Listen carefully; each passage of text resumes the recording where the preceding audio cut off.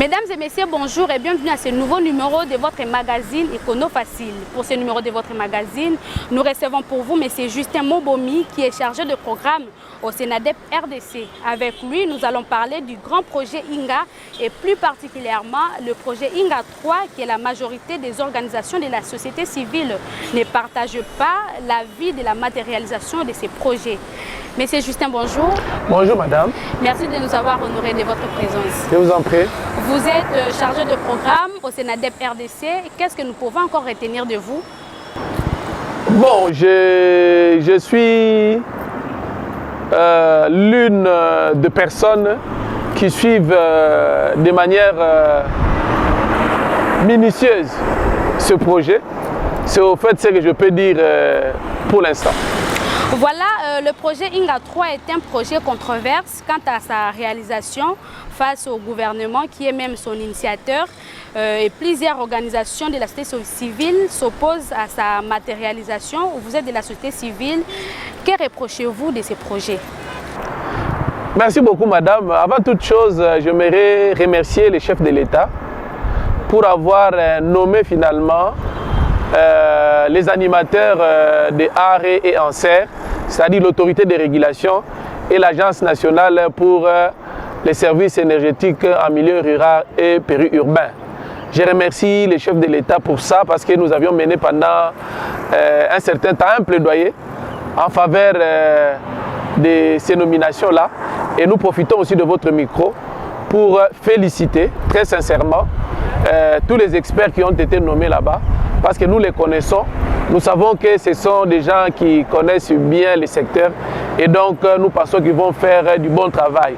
Nous leur souhaitons bon vent et nous profitons aussi pour demander au ministère ainsi qu'aux autorités de leur accorder les moyens nécessaires pour qu'ils fassent ce travail que nous attendons d'eux.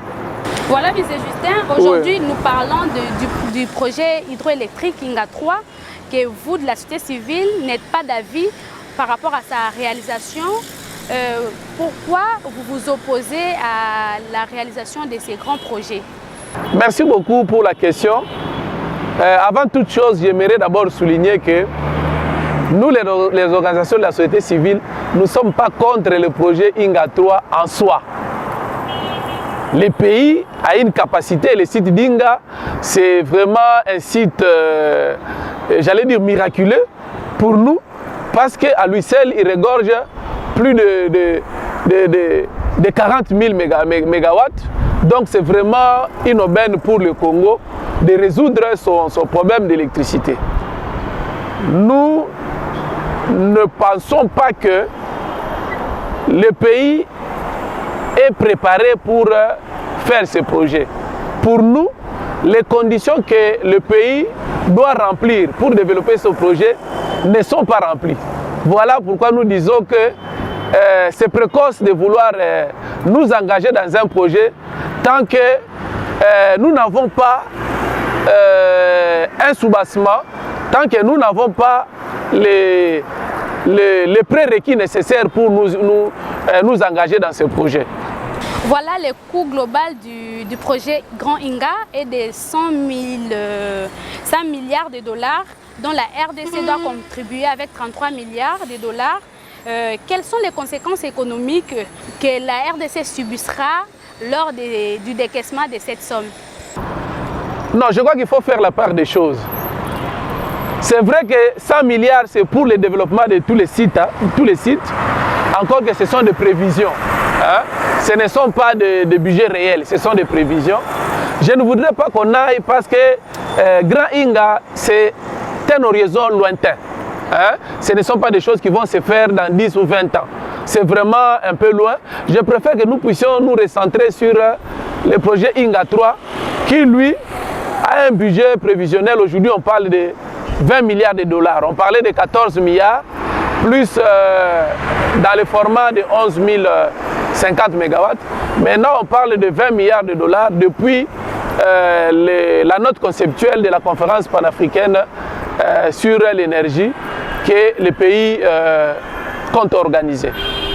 Voilà, monsieur Justin, en dépit de son budget éléphantesque, le projet Inga 3 pourrait être bénéfique pour le pays, pour notre pays bien sûr, étant donné que ça aidera également à la création d'emplois. Ne voyez-vous pas que le fait de s'opposer à la réalisation de ces grands projets ne sera pas vraiment évident?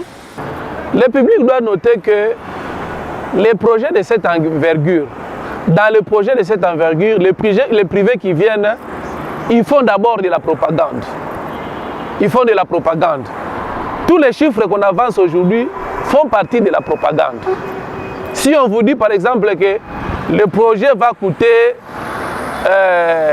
14 milliards de dollars ou 20 milliards de dollars, ça fait partie de la propagande. Parce que quand les privés viennent, souvent, ils minimisent le coût réel du projet et puis ils surévaluent les biens fondés ou bien les bienfaits du projet. Cela veut dire que la société civile est contre les partenariats publics-privés? Non, nous ne sommes pas contre les partenariats publics-privés. Ce n'est pas notre question de savoir est-ce que la République démocratique du Congo aujourd'hui peut s'engager dans un projet de partenariat public-privé de ce budget-là, d'environ 20 milliards de dollars. Je vais rappeler aux téléspectateurs que notre pays, le budget de notre pays navigue entre 4 et 5 milliards de dollars. Le projet dont nous parlons a un budget initial qui n'est pas un budget réel, qui est une prévision, un budget initial d'environ 20 milliards de dollars si nous nous conformons au format qui a été rendu public à travers la note technique de la conférence panafricaine sur les projets INGA. Alors, vous voyez déjà là, nous avons un budget annuel d'environ 5 milliards de dollars. Nous voulons nous engager dans un projet de 20 milliards de dollars. Bien sûr, quand je l'ai dit, les gens qui m'écoutent, qui connaissent le projet, vont dire oui, mais ça va se faire sous mode partenariat public-privé. Partenariat public-privé signifie quoi? Signifie que l'État confie une mission globale à des privés pour concevoir, construire, exploiter, maintenir et à la fin du temps de la concession, transférer les projets au pouvoir public. Mais là, nous avons un budget initial d'environ 20 milliards de dollars. La concession va être de combien d'années?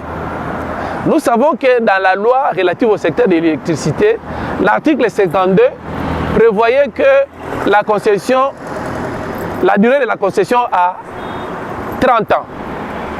Dernièrement ici, avant la fin de régime Kabila, on a modifié uniquement cet article, comme pour dire la concession est maintenant ouverte.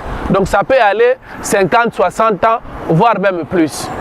Vous savez, peut-être que les téléspectateurs ne savent pas, les infrastructures hydroélectriques ont une durée. Ça peut durer, la durée pour ce genre d'ouvrage, c'est 50 ans. Et celui qu'on utilise, c'est le président Mobutu qui a dû laisser ça. Ça ne date pas d'aujourd'hui. Bien sûr, mais vous savez à quel état il est maintenant. Hein? Je ne voudrais pas rentrer là-bas, sinon je vais perdre le fil d'idée. Je voudrais dire seulement que si la concession est ouverte à 50 ans, l'un des problèmes que nous avons, c'est que quand on va transférer l'infrastructure, ça sera à quel état? Voilà pourquoi ça c'est seulement l'une des raisons. L'autre raison, et la raison fondamentale, c'est les risques financiers. C'est un projet qui a un énorme risque financier. Parce que les privés qui viennent dans les partenariats publics-privés, ils ne viennent pas pour faire l'armée du salut ou bien les enfants de cœur. Ils viennent pour faire des affaires. Des affaires. Nous, ce que nous proposons au président de la République, comme il avait dit à Matadi, que d'ici la fin de son premier quinquennat, qu'il veut faire passer le taux de 8% à 30%, nous lui conseillons de développer des projets des énergies renouvelables avec des centrales hydroélectriques de taille moyenne, de petites, des micro et des pico-centrales, mélanger, utiliser aussi les solaires et même l'éolienne parce que le pays a la capacité, a les ressources, le potentiel pour développer ces pays avec moins d'impact financier, avec moins d'impact environnementaux, avec moins d'impact sociaux. D'ailleurs, vous de la CORAP, vous avez effectué une étude récemment que vous avez rendue publique par rapport au renouvellement des 65, si je ne m'abuse pas, des 65 barrages abandonnés. Oui. Mais par rapport à la création d'emplois de jeunes, vous ne voyez pas lorsque, comme vous vous opposez à la réalisation de ces projets, il n'y aura plus création d'emplois parce que ça fait partie des priorités du président de la République. Ça aussi, c'est ce que nous considérons comme de la propagande. C'est vraiment de la pure propagande. Dans les documents de politique que l'ancien ministre Matata Ponyo avait adressé au conseil d'administration de la Banque mondiale, il dit que ces projets-là, à la phase de construction, ça peut créer 6 000, 7 000 emplois. Quel est ce Congolais-là qui aime le Congo, qui aime la jeunesse, peut refuser que les gens puissent créer un tel nombre d'emplois? Nous sommes pour que l'État puisse créer des emplois. Mais le problème, notre question, c'est quel type d'emploi? Quel type d'emploi? Ce que nous appelons emploi ici, c'est un emploi décent. Or, et nous avons fait l'expérience, nous sommes descendus sur le terrain quand on était en train de construire sa centrale Zongo 2. Pendant qu'on faisait la visite, des ouvriers congolais qui travaillaient là nous avaient interceptés pour nous dire, pour nous informer qu'ils étaient payés 3 000 francs à la fin de la journée. Ils n'avaient pas de travaux, ils n'avaient pas de congés, ils n'avaient pas des allocations familiales, ils n'avaient pas... bref, tous les droits n'étaient pas respectés. Si vous faites ça, même si vous créez 10 000 emplois, est-ce que ça, ce sont des emplois? Ça ne sera pas évident. Ce ne sont pas des emplois. Ça, c'est au niveau de la construction. Maintenant, au niveau de l'exploitation de l'ouvrage, on dit que ça va créer entre 600 et 800 emplois. Ça aussi, ça fait partie de la propagande. Nous avons été sur le terrain, notamment à Zongo, et nous avons échangé avec les ingénieurs de Zongo. Nous leur avons demandé combien d'emplois est-ce que Zongo a créé. Ils ont parlé, je crois, de 40 ou 42 postes. Mais ils nous ont dit qu'ils ont été à la Zambie voir une centrale hydroélectrique qui s'appelle Kafoué-Gorge. Cette centrale-là a été réhabilitée et produit aujourd'hui 900 MW. Nous leur avons demandé, ils nous ont dit que dans cette centrale-là de 900 MW, il n'y a que 3 personnes qui travaillent là-bas. Avec la révolution de la modernité. Et nous avons voulu savoir pourquoi est-ce que ça. Ils nous ont montré que la technologie actuelle, avec le système CADA, tout est connecté déjà à partir du barrage. Tous les canaux d'amener et autres sont connectés et tout ça, l'ingénieur peut les lire à travers l'ordinateur, avoir toutes les données plutôt en temps réel et il n'a pas besoin de descendre sur place. Raison pour laquelle quand vous allez à Zongo 2, vous allez constater que si vous arrivez au niveau de la centrale, d'abord au niveau des barrages, il y a seulement les vigiles qui gardent les barrages. Il n'y a pas de gens qui travaillent là-bas. Vous allez au niveau de la centrale, quand vous montez le niveau de la centrale, vous allez rendre, c'est comme si la centrale est vide. Les seules personnes que vous allez trouver ici au niveau des tableaux de commande, c'est là où il y a des gens. Donc aujourd'hui, c'est vraiment de la propagande que de dire une centrale hydroélectrique va produire, va générer autant d'emplois. Nous aimerions bien discuter avec ces gens qui racontent ces choses pour leur dire que ce qu'ils sont en train de dire, ça relève plus de la propagande que de la vérité. Voilà, M. Justin, il y a l'Agence pour le développement et la promotion du projet INGA 3 DEPI qui est au centre même de ces projets, encourage toujours le gouvernement à sa matérialisation. Et comment, d'après vous, pourrait se faire si la RDC n'est pas en mesure de financer ces projets? Le projet ne sera pas financé par la RDC. Parce que la RDC n'a pas de moyens. Je vous ai dit que le budget du pays, c'est environ 5 milliards de dollars là. Le projet là a un budget, au moment où on a parlé de 14 milliards, mais maintenant on parle d'un format qui peut aller jusqu'à 20 milliards de dollars. Le projet va être financé par les privés. Mais le problème c'est que les gens qui parlent de projet, ils pensent que Les partenariats publics-privés signifient simplement que les privés viennent, on vous construit l'infrastructure, on l'exploite pendant quelques temps et puis on vous laisse l'infrastructure. Mais l'ADEPI... Il y a autre chose beaucoup plus importante que ça. Mais M. Justin, l'ADEPI a quand même effectué des études pour prouver cela. Bon, les études, à ma connaissance, il y a simplement une étude de faisabilité qu'on appelle EDIRA, qui signifie étude de développement optimal du site d'Inga et des réseaux associés, laquelle étude a été financée à la hauteur de 75 millions de dollars par la Banque africaine de développement et qui a fait un focus sur le projet Inga 3. Mais cette étude avait donné les formats selon lesquels ce projet va être développé en deux phases.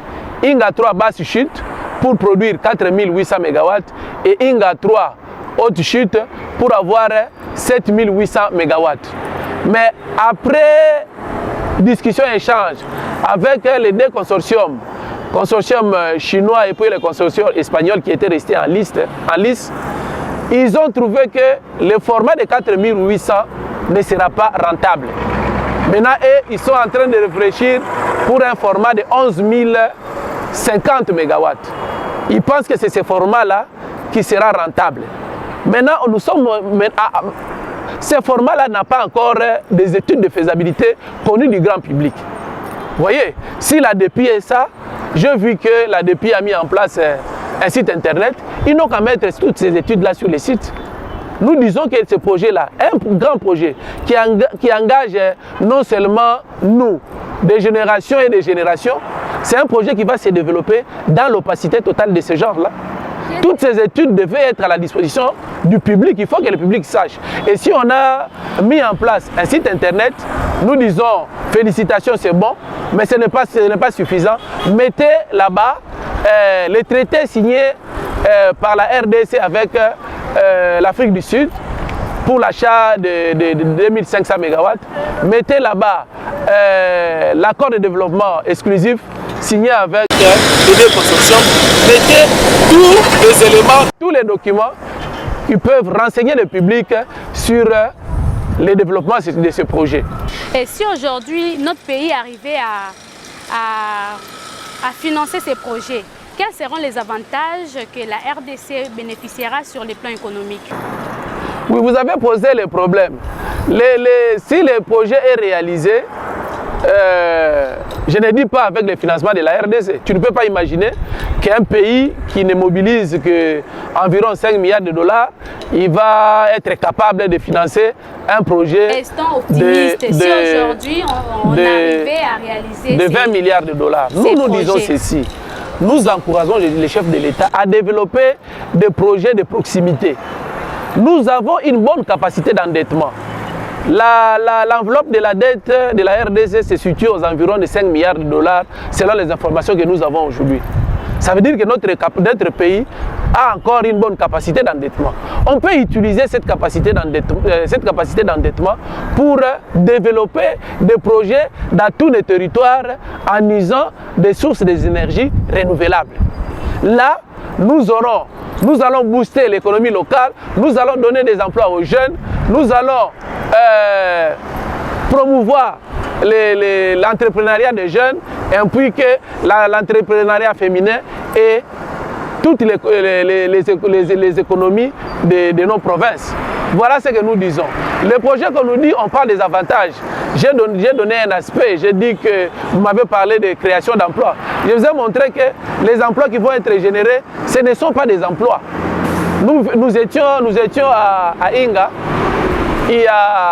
pour la construction du deuxième canal de Inga, avec le projet PM2. Les jeunes ont travaillé là-bas. Ils étaient payés 5 000 francs par jour. Avec de tels montants qui ne respectent même pas les SMIC. Vous pensez que quand vous allez faire ça, vous avez donné des emplois aux jeunes? Mais M. Justin, jusqu'à aujourd'hui, la RDC n'arrive pas toujours à résoudre la problématique du déficit de l'énergie. Ne voyez-vous pas que ce projet viendra résoudre à tant soit peu cette problématique? Nous ne sommes pas convaincus que ce projet viendra résoudre cette problématique pour plusieurs raisons.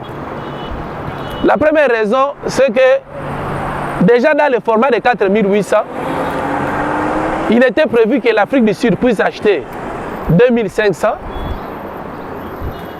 Les industries minières de l'ex-province du Katanga, 1300. Et la SNEL, pour la population, 1000 MW. Mais dans le document du Premier ministre Matata, il dit très bien, il dit que dans les 1000 MW de la population, il n'y a que 600 qui étaient garantis, mais 400 devaient dépendre de l'étillage et d'autres aléas. Le premier aléa dans ce genre de projet, c'est-à-dire le modèle centralisé, vous construisez un ouvrage dans un lieu, vous devez pour transporter avoir des lignes de plusieurs kilomètres. Ce projet-là, il y a beaucoup de pertes. Et si dans ces versions-là, il y a des pertes, les pertes vont être impactées sur le budget de 1000 là, de 600 là qui n'étaient pas garantis. Parce que selon l'ADEPI dit que c'est la construction de ces barrages, la réalisation de ces projets viendra résoudre les déficits énergétiques de toute la nation.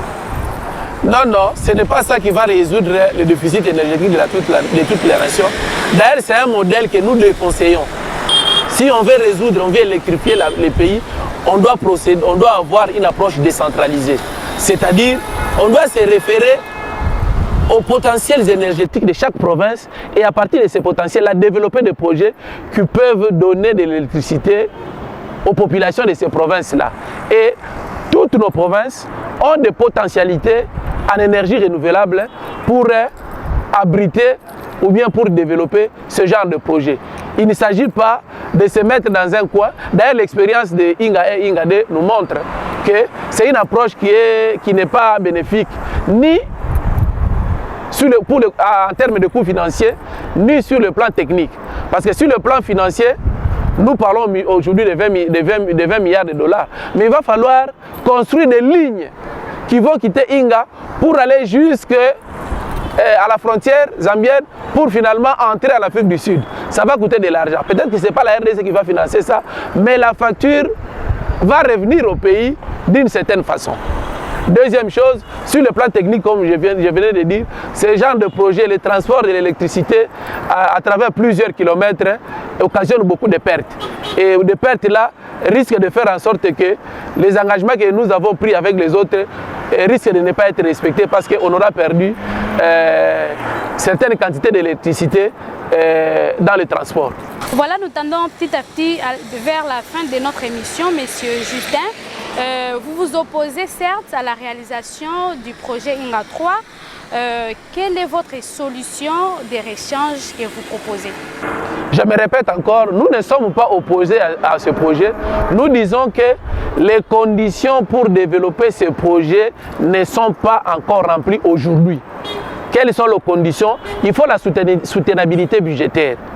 Nous n'en avons pas. Il faut une bonne gouvernance parce que ces projets-là, les projets de cette envergure ont un fort potentiel de corruption. Et notre pays, vous connaissez la situation de notre pays en rapport avec la corruption. Donc notre pays n'a pas la capacité budgétaire, n'a pas la soutenabilité budgétaire pour un tel projet. Notre projet n'a pas la pratique de bonne gouvernance pour ce projet. Notre pays n'a pas un personnel technique qualifié pour ce projet. Et quand je le dis, je ne veux pas dire qu'il n'y a pas de Congolais capables. Oui, on connaît la lutte contre la corruption, oui. Mais c'est une création, encore que nous, la société civile, il faut plutôt une commission qui soit indépendante. Il ne faut pas une commission qui soit rattachée à une institution, mais une commission indépendante pour faire véritablement ce travail de fond qui doit être fait, parce que notre pays est rongé vraiment jusqu'à la moelle épinière par la corruption. L'autre élément pour lequel nous pensons que les conditions ne sont pas réunies, c'est le personnel technique.